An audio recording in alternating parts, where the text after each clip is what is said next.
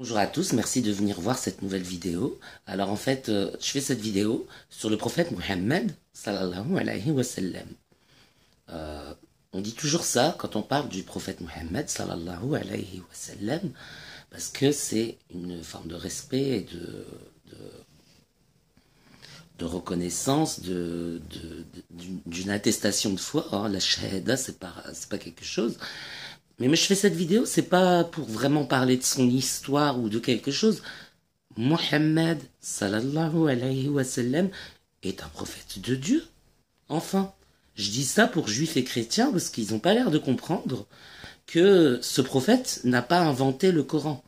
Le Coran, c'est un livre. Si vous arrivez à faire un livre semblable, dans ce cas-là, ramenez-le moi, je regarderai. Mais pour l'instant, je ne crois pas qu'il y en ait, que quelqu'un ait pu faire un livre semblable. C'est une révélation qu'il a eue et sallallahu alayhi wa sallam. Et donc du coup, c'est un prophète de Dieu comme les autres. Il n'a pas de différence avec les autres.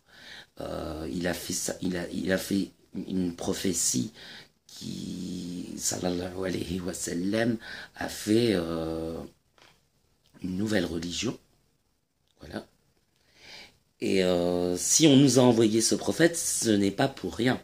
C'est que les chrétiens et les juifs avaient oublié certaines choses. Mais aujourd'hui, les musulmans aussi ont oublié certaines choses. Parce que je reprends souvent la sourate La Vache, alors que c'est une sourate, c'est la première du Coran, ça devrait être la plus importante peut-être, je sais pas. En tout cas, en verset, c'est la plus importante. Mais j'en parle souvent parce que faut pas oublier que Jésus-Christ était quelqu'un d'important. Donc ça, entre les deux, qui était le plus important, Jésus-Christ ou Mohammed? Moi, je pense que c'est Jésus-Christ, personnellement, parce que je suis chrétien, je suis métisse. Donc j'ai ma shahada, je sais que le prophète, c'est le dernier messager, parce qu'il a apporté un message, sallallahu alayhi wa sallam. Un message, mais pas le dernier prophète.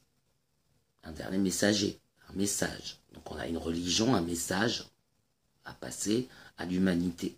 Donc c'est ça. Et donc,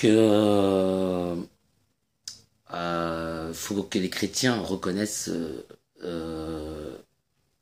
les juifs et les chrétiens reconnaissent la prophétie de Mahomet, mais il faut aussi que les musulmans reconnaissent le fait que Jésus est important. Et plus important que Mahomet, bien sûr, parce que c'est vraiment le Fils de Dieu. Parce que beaucoup de versets du Coran ne disent pas que Marie a eu son fils avec Joseph. Non. Donc du coup, de qui était-il le fils? Si Marie est l'épouse de Dieu, il était le fils de Dieu. Donc du coup, c'est pas compliqué à comprendre maintenant. Je pense que ça rentre pas dans la tradition musulmane, tout simplement. C'est la tradition qui pose problème pour reconnaître la déité de Jésus-Christ. C'est la tradition, c'est pas le Coran lui-même. Le Coran lui-même ne contient rien qui permette de dire ça. Au contraire, il y a même des passages qu'un musulman n'a pas expliqués, puisque dans les traductions, vous lisez que Dieu est descendu, non, que Dieu est venu aux hommes, alors que moi, quand je le lis en arabe, je vois Nazel. Et Nazel, en arabe, c'est descendre. Donc il n'y a aucune autre manière de laquelle Dieu est descendu aux hommes, si ce n'est par son Fils Jésus-Christ, qui est le deuxième de la divinité.